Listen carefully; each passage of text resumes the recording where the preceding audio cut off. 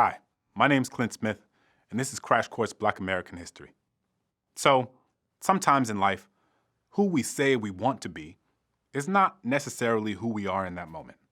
For example, when I was a little kid, I wanted to be a pro wrestler.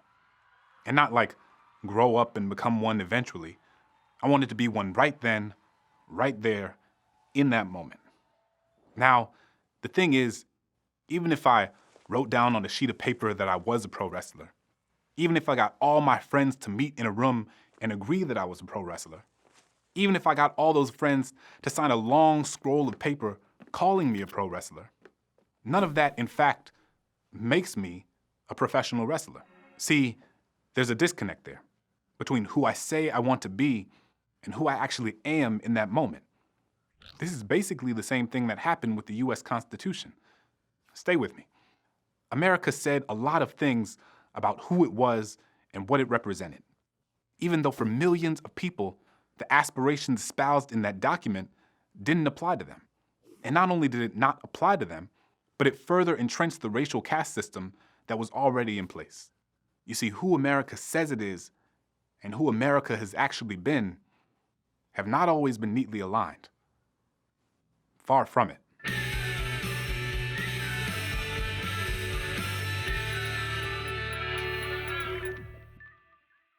It's more than a little ironic that the place where the US Constitution was drafted was later called Independence Hall.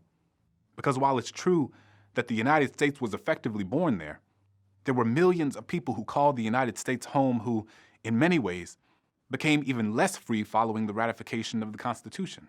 Now, this is not to imply that the colonial laws we've talked about in earlier episodes weren't restricting or inhumane in their own right. They were.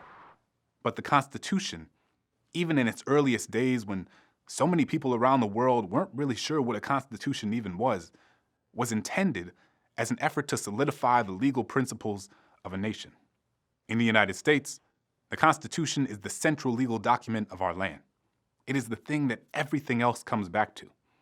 And in our foundational legal document, the one upon which the legal and political landscape of this country would be built, the founders failed to do away with slavery.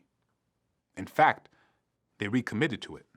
And there were many people who felt strongly that this was a moral indictment of the country. Almost 70 years later, in 1854, the famous abolitionist William Lloyd Garrison would hold up a copy of the US Constitution and burn it, calling it a covenant with death and an agreement with hell. And it didn't have to be this way. The founders could have used this as an opportunity to say, hey, look, let's start this experiment fresh. They could have said, you know what, team? We inherited slavery from the British, we just fought a war of independence, and that means we should probably make everyone independent. But instead, the majority of them were like, nah. And the thing is, so many of them knew slavery was wrong. And so many of them knew that it was something they should be ashamed of. That's why the word slave didn't actually appear anywhere in the Constitution. They didn't want it anywhere on the document because they knew that it was something history would judge them for. This matters because it demonstrates what many founders of our nation valued and where they thought that Black people should be on the social hierarchy. On an economic front, slavery was an incredibly lucrative business, and the founders knew that, many of them personally. Of the 55 delegates at the Constitutional Convention, about 25 owned enslaved people. This conflict manifested itself in two ways: the 3/5 Compromise and the Slave Trade Clause. Let's start with the 3/5 Compromise. Article 1 of the Constitution set up a government with two legislative chambers. In the Senate, each state gets 2 senators. But in the House of Representatives, representation is determined by the population of the state. And these newly minted states had very different compositions. Northern states were more densely populated with white citizens, while southern states were heavily populated with enslaved Black people. What this did was create a dilemma. The colonists were unsure if and how they should acknowledge enslaved Black people as members of the population and to what extent they should be counted as citizens in the context of allotting states political representation. Let's go to the thought bubble. Northern delegates did not support including enslaved Black people in the population of the southern states, largely because it would give the South more political power. But the southern delegates knew they wouldn't be able to compete in the House of Representatives if enslaved people weren't counted. And this is where we get something called the Three-Fifths Compromise. The Three-Fifths Compromise was a clause in the Constitution that defined enslaved individuals as 3/5 of a human. It was placed in Article 1, Section 2, and it stated that representatives and direct taxes shall be apportioned among the several states which may be included within this union, according to their respective numbers, which shall be determined by adding to the whole number of free persons, including those bound to service for a term of years, and excluding Indians not taxed, 3/5 of all other persons. 3/5 of a person. That doesn't even make sense to say out loud. And it sounds absurd because it is absurd. Even though the South would have loved for black people to fully count for political purposes, this legislative compromise, which turned black people into fractions, came to serve as a larger metaphor for the way that black people were seen by many as less than human. The implications of this decision were profound. It changed the dynamics of the House of Representatives and the Electoral College. Without the Three-Fifths Compromise, some historians even argue that Thomas Jefferson would have never won the election of 1800. Thanks, Thought Bubble.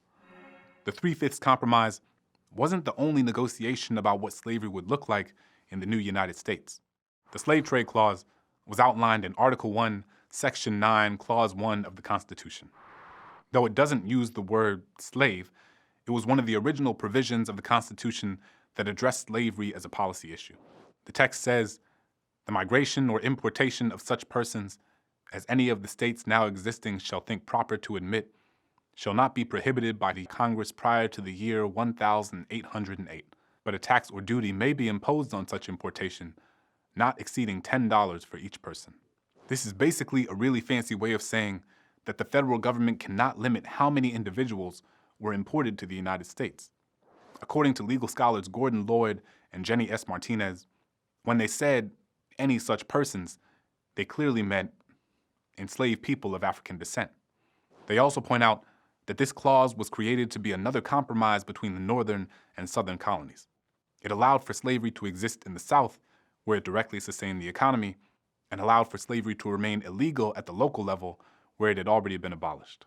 But what it did allow was for all the colonies to indirectly, economically benefit from slavery. And the fact that so many across the country, North and South, benefited financially from slavery is part of what allowed it to sustain itself for so long. Some states, like Georgia and South Carolina, had a unique reliance on the transatlantic slave trade because their enslaved workers died at higher rates relative to places like Virginia or Maryland. They were particularly insistent on this point, so much that some feared they wouldn't join the Union if there were constitutional limits placed on the slave trade. So even though this document was written without saying the word slave, what this clause essentially said was, until 1808, the migration or importation of enslaved individuals of African descent cannot be regulated by the federal government, but only by the states, to allow for each entity to make the best economic decision for their white citizens. At the end of the day, southern states were able to benefit by keeping their property, and northern states, we shouldn't forget, also got to benefit from the impact of slavery on the northern economy. The Slave Trade Clause prevented action on the transatlantic slave trade for 20 years, and the Three-Fifths Compromise lasted for a lot longer than that. It took 75 years before the United States eventually pivoted on slavery, and it took a civil war and cost hundreds of thousands of lives to get there. So, what can we say about the Constitutional Convention? I mean, what can we say about the Founding Fathers?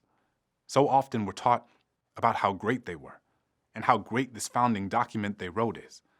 But remember that nearly half of the delegates at the Constitutional Convention owned enslaved people.